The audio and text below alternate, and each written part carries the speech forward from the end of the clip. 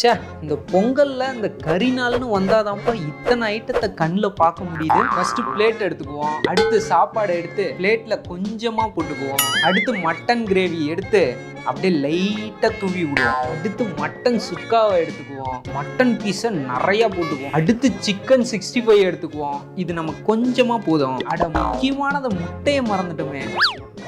இது எல்லாத்தையும் பிசைஞ்சு என்ன பண்றாரு? எப்பா அப்பா கறி எப்படி சாப்பிடுறாரு? பாவம் அப்பா, இந்த லெப்பீஸை அப்பாக்கே கொடுத்துடலாம். அப்பா இந்தாப்பா, இந்த லெப்பீஸை நீயே சாப்பிடு. பிரணேஷ், நீ சாப்பிடல? இல்லப்பா, சிக்கன் உனக்கு பிடிக்கும்ல, நீயே சாப்பிடுப்பா. என் பையனுக்கு என் மேல எவ்வளவு பாசம். சாப்பிடு சாப்பிடு. ஆஹா, லெக் பீஸ். பிரணேஷ், கீழே விழுந்த லெக் பீஸ குப்பை தொட்டியில போட சொன்னனே, போட்டியா? கீழே விழுந்த லெக் பீஸா?